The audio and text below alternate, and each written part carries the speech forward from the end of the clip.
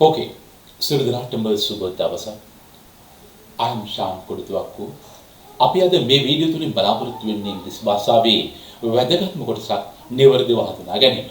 ඒ තමයි be verbs භාවිතය නිවැරදිව ප්‍රැක්ටිස් කිරීම. ඉතින් අපි අපේ මූලික වීඩියෝ පහ තුල අපි නිසියාකාරව අපි හඳුනාගත්තා action verb එකක් කියන්නේ කුමක්ද කියලා. අපි උදාහරණ වශයෙන් පුජ්‍යලික ආයතනයක් හෝ පිරිසක් කරන ක්‍රියාවක් අපි හඳුන්වන්න භාවිතා කරන පදයක් තමයි action verb එකක් කියන්නේ.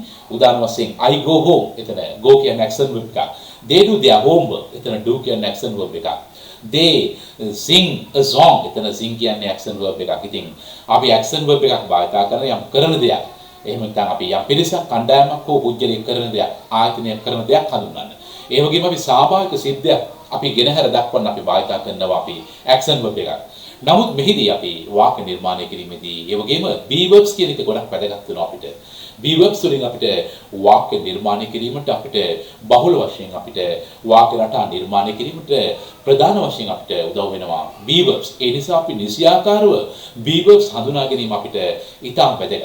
ඉතින් අපි ඉංග්‍රීසි භාෂාවේ be verbs සහ action verbs අතර වෙනස අපි හඳුනාගත්තොත් නිවැරදිව ඔබට ඉංග්‍රීසි කතා කිරීම නිසකවම නිවැරදිව කරගන්න පුළුවන්. ඉතින් අපි බලමු. අපි මේ be කියන ඒ බේස් ෆෝම් එකේ භාවිතය අපි මුලදී අපේ පළවෙනි වීඩියෝ තුන තුළ අපි පුංචි රික්වෙස්ට් කමාන්ඩ්ස් නිර්මාණය කරා. ඉතින්දී අපි be කියන බේස් ෆෝම් එකෙන් අපි නිර්මාණය කරා be plus noun. ඉතින්දී අපි ඒ කියන්නේ උදාහරණ වශයෙන් අපි be a teacher කිව්වොත් ඉතින්දී අපි ගුරුවරයෙක් වන්න. අපි පුංචි රික්වෙස්ට් නිර්මාණය කළා, කමාන්ඩ් නිර්මාණය කළා, ඕඩර්ස් නිර්මාණය. be a policeman පොලිස් නිලධාරියෙක් වන්න. be a doctor වෛද්‍යවරයෙක් වන්න. ඉතින් එයාට be plus noun ආකාරයට වාක්‍ය නිර්මාණය කරා. දෙවෙනි එක තමයි be plus adjective plus noun. ඒ කියන්නේ අපි මේ නාම පදයේ ලස්සන කරන්න, මොඩිෆයි කරන්න අපි noun එක විදිහට adjective එකක් භාවිත කරලා කියන්නේ නාම විශේෂණයක්. අපිට කියන්න පුළුවන් be a polite girl. විනීත ගැහැණු ළමයෙක් වන්න. එහෙම නැත්නම් be a clever student. දක්ෂ ශිෂ්‍යයෙක් වන්න. එහෙම නැත්නම් be a qualified doctor. එතෙන්දී අපි ඒ noun එක ලස්සන කරන්න adjective එකක් විදිහට ඉපත් කරා මේ be කියන base form එකට.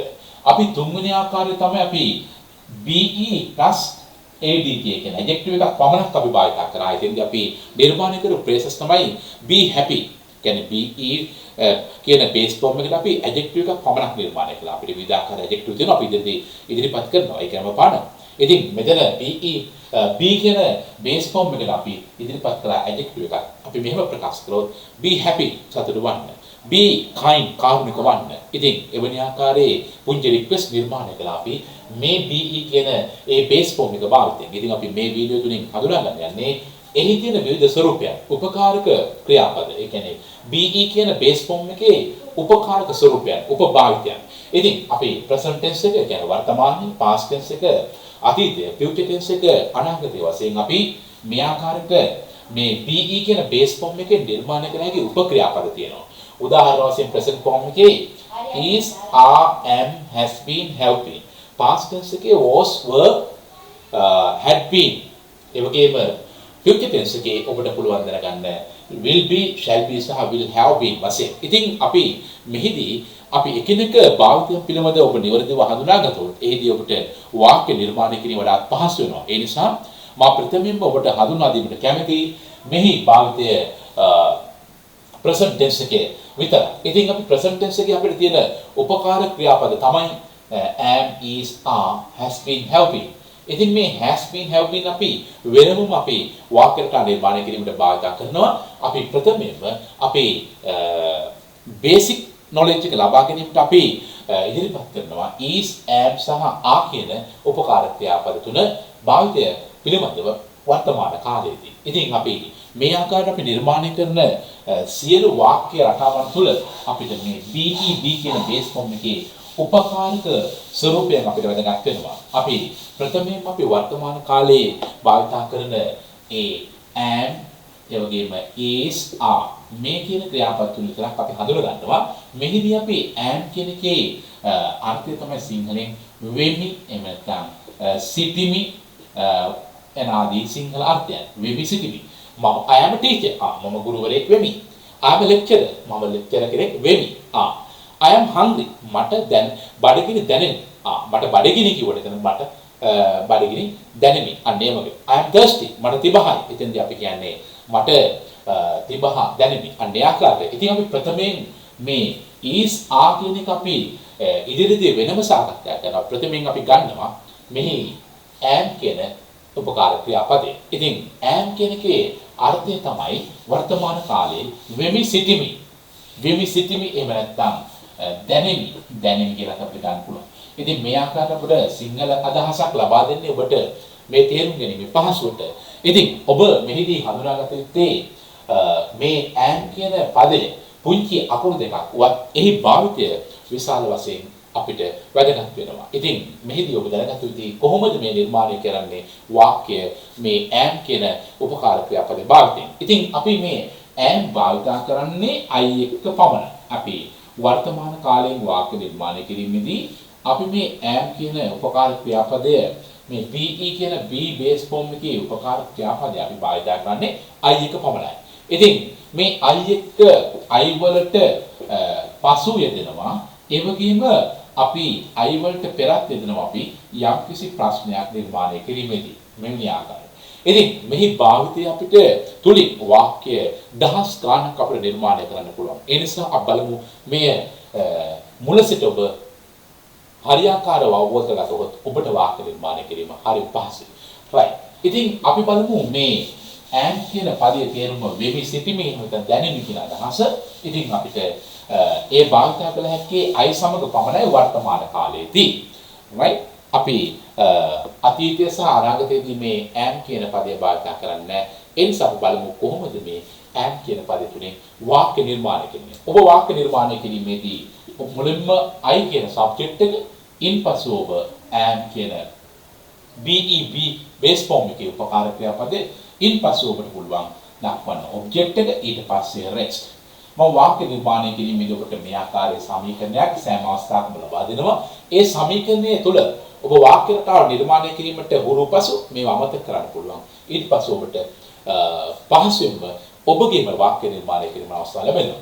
පළවෙනිම subject එක ඉන්පසුව ඔබට වාක්‍යයේ am කියන be verbs එකේ වර්තමාන ස්වරූපයේ object එක ඊට පස්ව rest කියන්නේ මේ subject verb object හැරුණාම වාක්‍යෙක තියෙන පුළුවන් සියලුම කොටස් අපි මේ rest කියන කොටසට ඇතුළත් කරනවා කියලා අපි මූලික වීඩියෝස් තුල හඳුනාගත්තා. ඉතින් අපි උදාහරණයක් වශයෙන් ඔබට කියන්න පුළුවන් I am now in the room. මම දැන් කාමරය තුල ඉන්නේ. in the room කියන එක තමයි මේ rest කියන කොටසට ඇතුළත් වෙන්නේ.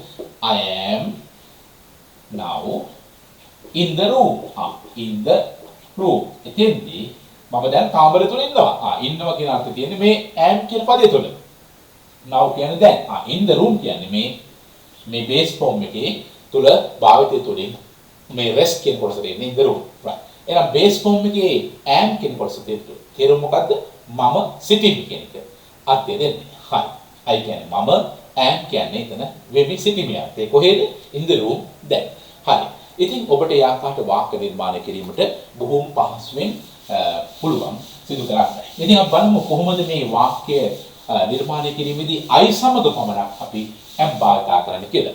ඔබට I සමග මේ වාක්‍ය රටා නිර්මාණය කරන්න පුළුවන් දහස් ගණනක්. ඉතින් ඔබට මේ පියවරෙන් පියවර ඔබ ඉගෙන ගත්තොත් ඔබට ඒ හැම වාක්‍යයක්ම ඉතාමත් නිවැරදිව නිර්මාණය කිරීම අවස්ථාවට ලැබෙනවා. අපි බලමු මේ බෝඩ් එක තුල නිර්මාණය කරලා තියෙනවා වාක්‍ය 40ක්. තවත් වාක්‍ය 60ක් මම මේ වීඩියෝවට පහලින් description එකේ මම දානවා. එතකොට ඔබට වාක්‍ය 100ක් ලැබෙනවා මේ am කියන එක භාවිතයෙන් වර්තමාන කාලය තුල ඔබට වාක්‍ය නිර්මාණය කිරීමට. right.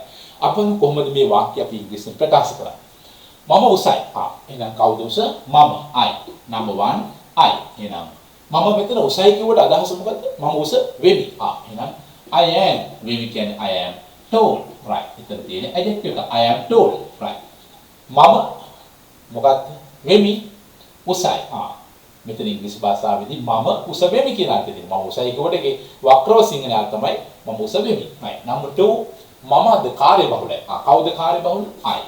හරි. එහෙනම් මම කාර්යබහුල වෙමි කියන අර්ථය මෙතන තියෙන්නේ am තුන. I am busy. I am busy. කවද්ද? today. අද. right. number 3 මම දැන් කාර්යබහුලයි. කවුද කාර්යබහුල? I. එහෙනම් මම කාර්යබහුල වෙමි. I am busy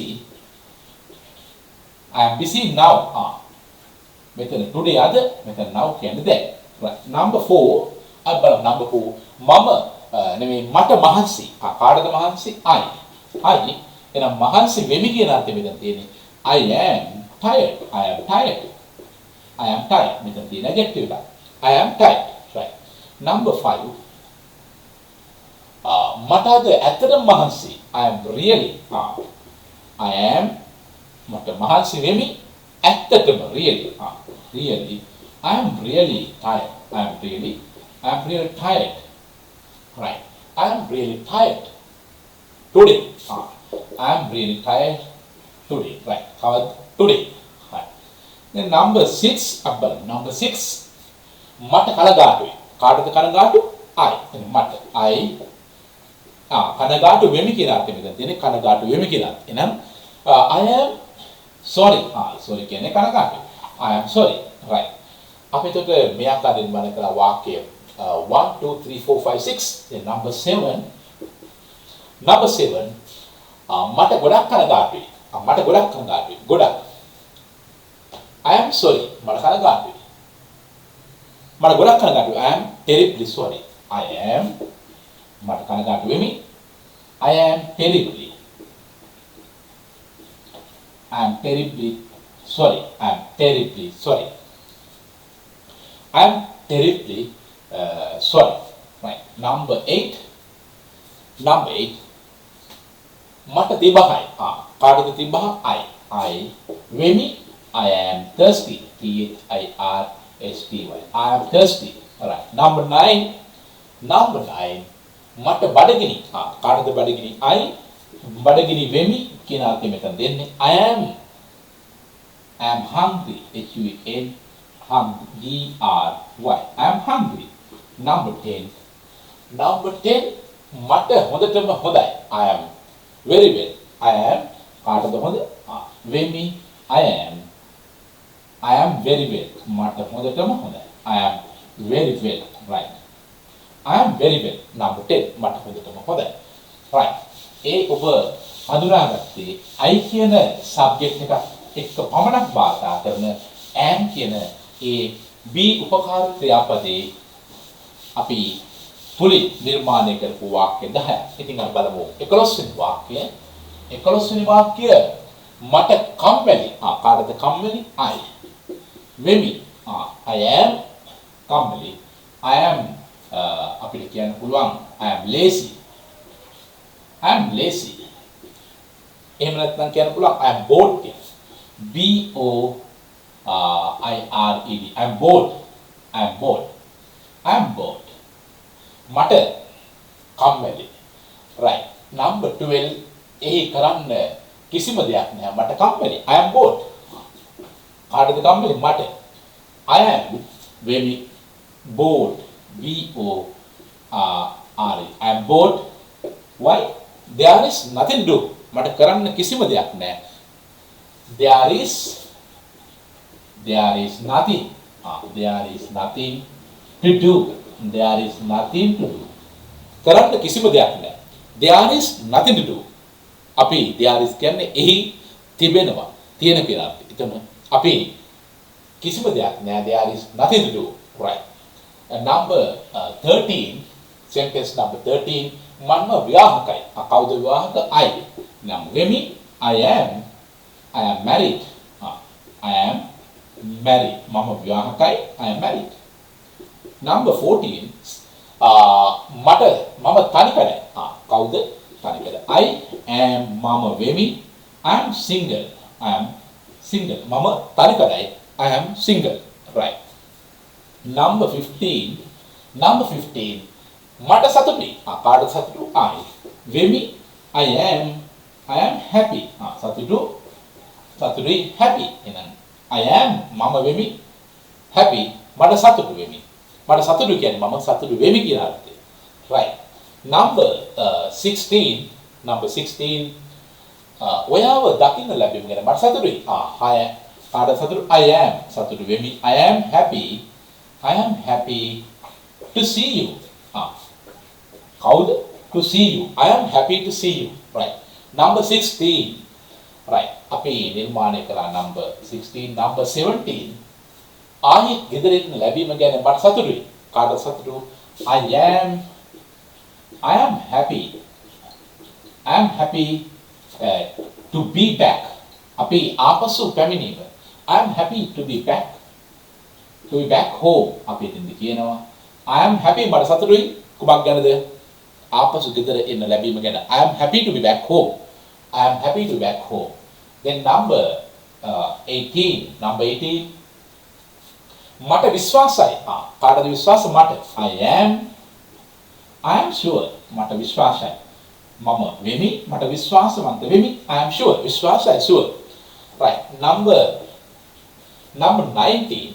Number 19 මට සම්පූර්ණ විශ්වාසයි. කාටද විශ්වාස? I am quite.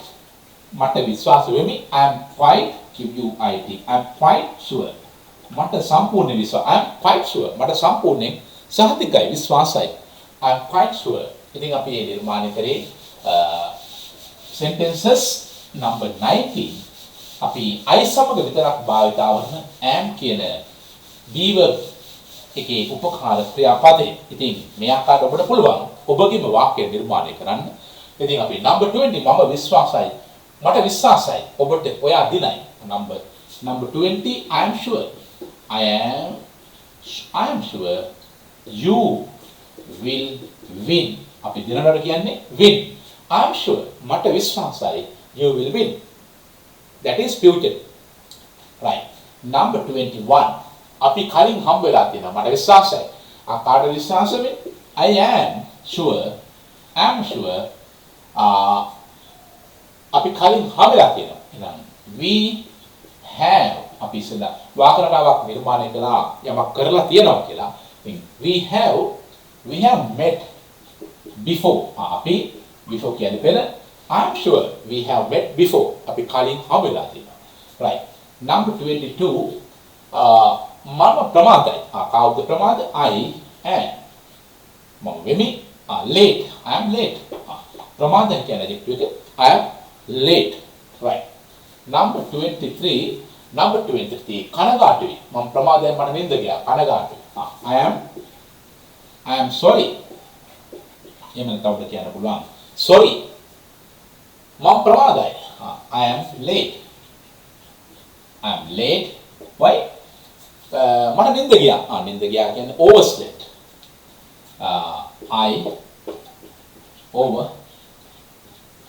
overslept. මෙතෙන්ද ඔබට I am නැතුව. ඔබට sorry. I am late. I overslept. මට නින්ද ගියා කියන්නේ වැඩිපුර විතරයි. Number 24 මට ගොඩක් ප්‍රමාදයි. එතන මම ගොඩක් ප්‍රමාදයි.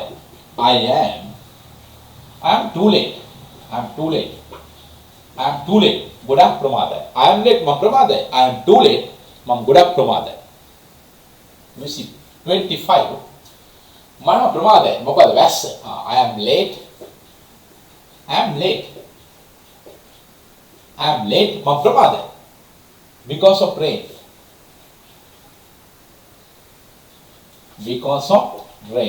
Right. Rain can answer. I am late. I am too late because of rain. Right. ඉතින් එවැනිකට අපි මේ දක්වා නිර්මාණය කළ වාක්‍ය 25. ඉතින් ඒ I සමග am කියන භාවිතය තුලින්. ඉතින් අපි මේ ආකාරයට මේ වාක්‍ය නිතර ප්‍රැක්ටිස් කිරීමෙන් ඔබටම ඔබෙම කියලා අදහස් ඉදිරිපත් කරන්න පුළුවන්. Number 26 මට බයයි. I am බයයි. මට බයයි. I am afraid. මට බයයි. Number 27 මම හිතන දේ කියන්න මට බයයි. I am afraid. මට බයයි. I am afraid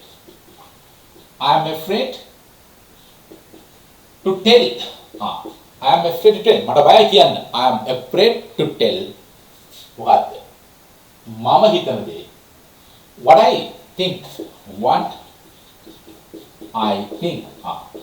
මම මොකටද බය වෙන්නේ? I am afraid to tell. මට බයයි කියන්න. මොකද්ද? What I think. මං හිතන දේ කියන්න මට බයයි. Right. Number 28. මම කලවරට බයයි. I am afraid. I am afraid. I am afraid to the dark. Mama කළුවරට බයයි. Right. I am afraid to the dark. Right. Number 29. උදව්වක් ඉල්ලන්න මට බයයි. I am afraid. මට බයයි. I am afraid. I am afraid. මොකටද? To ask. To ask ඉල්ලනවා. අහනවා to ask for help. To ask for help. මට බයයි උදව්ව. මට බයයි sorry. මට බයයි උදව්වක් ඉල්ලන්න. I am afraid. මට බයයි. මොකටද? To ask for help. Right. 30th sentence. මම අසනීපයි. මම කවුද අසනීප? මම. I am. මම වෙමි. I am sick. මම අසනීපයි. I am sick. මට කියන්න පුළුවන්. I am sick. Right. මට හොඳටම සනීපයි. මට හොඳටම සනීපයි. I am really well. එහෙම නැත්නම් I am very well. I am really well. 32 මට අසනීපයි. ඒකම අපිට I am here මට අසනීපයි. I am sick. Number 30 අපිට කියන්න පුළුවන් I am ill කියලා. I am ill. That is also same idea. Right. Number 30. Number 33 මට ගොඩක් අසනීපයි. Right. I am seriously sick. මට ගොඩක් අසනීපයි. I am seriously sick. එතන I am seriously ill. Number 34 මට බරපතල ලෙස අසනීපයි. I am මම වෙමි. I am violently sick. I am violently sick. මම බරපතල ලෙස අසනීපයි. එතන කියන්නේ මම බරපතල ලෙස අසනීපයි. Number 34, number 35 මට එමෙතන මම බෞද්ධ ආගමිකයෙක්. මම බෞද්ධයෙක්. I am Buddhist. I am Buddhist. මම බෞද්ධයෙක්. I am Buddhist. Right. We created 35 sentences. We have only 5 more sentences to express in English. Then you have to read these sentences loudly and you have to use these sentences in your day-to-day conversations. Then only you can improve your English conversation by using these be verbs. Right. Number 36 mama mahatai. 36 mama mahatai. I am mama vemi. I am fat. Mama mahatai. Number 37 mama kettui. I am thin. Kettui කියන්නේ mama I am thin. Number 38 mama රැකියාවක් නියුක්තයි. I am employed. I am employed. මම රැකියාවක නියුක්තයි. I am employed. Right. Number 39 මම රැකියාව වියුක්තයි. රැකියාව වියුක්තයි කියන අපිට රැකියාවක් නැහැ. Right. I am unemployed. I am unemployed. Right. Number 40 last sentence මට 20යි. I am 20. I am 20. I am 20. ඔබට අවශ්‍ය නම් කියන්නේ මම 20 years old. මම 20 සම්පූර්ණ. I am 20 years old. ඒ කියන්නේ මම 20 අවුරුදු 20ක් සම්පූර්ණයි. I am 20 මට 20යි. I am 20 years old. මම 20 සම්පූර්ණයි. ඉතින් මේ ආකාරයට ඔබට මේ BEB කියන ඒ බේස් ෆෝම් එකකින් නිර්මාණයලා තියෙන වර්තමාන කාල උපකාර ක්‍රියාපදයක් වන am කියන ඒ උපකාර ක්‍රියාපදයේ තුලින් ඔබට වාක්‍ය 100 ගණනක් නිර්මාණය කරන්න පුළුවන්. ඔබ දැනගත යුතුයි මේ am කියන උපකාර ක්‍රියාපදයේ භාවිත කරන අය සමග පමණයි වර්තමාන කාලෙදී ඒ අදහස වෙමි සිටිමි හෝ දැනෙමි කියන අර්ථය. ඉතින් මේ ආකාරයට වාක්‍ය දහස් ගණනක් නිර්මාණය කරන්න මේ පුංචි පදේ උදව් වෙනවා. ඒ නිසා අපි ඉදිරියේදී නිර්මාණය කරන අතීත අනාගත වාක්‍යවලදී මේ BE කියන බේස් ෆෝම් එකේ විවිධ ස්වරූපයන් අපි කතා කරනවා. මෙහිදී ඔබට තවත් වාක්‍ය 60ක් මේ වීඩියෝ එක පහළින් තිබෙන description column එකේ අපි ඉදිරිපත් කරනවා. ඒ වාක්‍ය 100ම ඔබ භාවිතය තුලින් ඔබට ඔබගේ වාක්‍ය නිර්මාණය කිරීමට ලොකු උදව්වක් වෙනවා. ඉතින් ඔබ කළ යුත්තේ මේම වාක්‍ය 40 සහ මේ විදිහට ඉදිරිපත් කරන වාක්‍ය 60 තුලින් නිර්මාණය වෙන වාක්‍ය 100 සරල වාක්‍ය නිදිදා භාවිත කිරීම. Then only you can improve your English knowledge. My advice is to practice these sentences, these simple sentences in your day-to-day conversations. Then it will help you to improve your English knowledge. Then you will feel how to use am correctly. Then, if there is nobody to talk with you, you can talk to yourself. You can be anywhere. You can be at home, in your room, or you can be at the garden and talk to yourself. Then it will help you to improve your English knowledge. ඉතින් ඔබ මේ දක්වා අපේ මේ YouTube නාලිකාවට දායකත්වයේ සපය නැත්නම් මේ video එක පහලින් ඔබට පෙන්නනවා රතු පාට බටන් එක. ඒ subscribe බටන් එක ඒ ක්ලික් කරන්න. ඒ සමගම මතුවන සීනුවක ස්වරූපයෙන් පෙනෙන bell icon එක ක්ලික් කරන්න. එවිට ඔබට මේ වෙනි වීඩියෝස් ඔබ ළඟටම නැවත ගෙන්වා ගන්න පහසුවක් වෙනවා.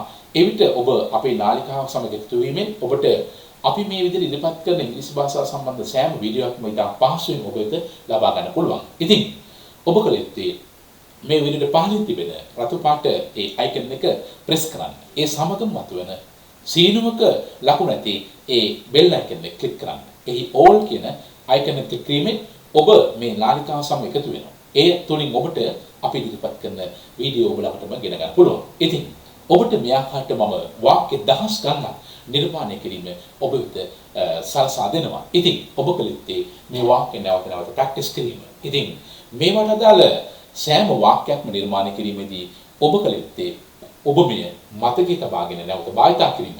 මේට අදාළ adjectives, nouns ඔබ විසින්ම ප්‍රැක්ටිස් කර ඔබටම කියා එය නිර්මාණය කරගත යුතුයි. එවිට ඔබ ඉතා පහසුවෙන් වාක්‍ය නිර්මාණය කරයි. ඉතින් අපි ඊළඟ වීඩියෝ තුලින් අපේ අනිකුත් වර්තමාන කාලයේ B-verbs තුලින් අපි තවත් වාක්‍ය දහස් ගණනක් නිර්මාණය කිරීම ඔබට ඉවත් කරනවා. ඉතින් ඔබ මේ නාලිකාවට අලුත් කෙනෙක් නම් ඔබ කළ යුත්තේ මූලික වීඩියෝ 5 නැරඹීමෙන් ඒ තුලින් යම්කිසි මූලික අවබෝධයක් ලබාගෙන මේට නැවතත් එකතු වීම. ඉතින් අපි වර්තමාන කාලයේ ඊළඟට අපිට ඉදිරිපත් කරන is ඒ වගේම are කියන B-verb එක තුලින් අපි වාක්‍ය නිර්මාණය කර අපේ ඊළඟ වීඩියෝ තුලින් අපි ඉදිරිපත් කරනවා. ඉතින් එවැනි වීඩියෝ එකක් තුලින් නැවත හමුතුරු ඔබ සියලු දෙනාටම ජයෙන් ජය ප්‍රාර්ථනා කරමින් මම ඉන්නවා I am Shan Kodituakku. Thank you very much.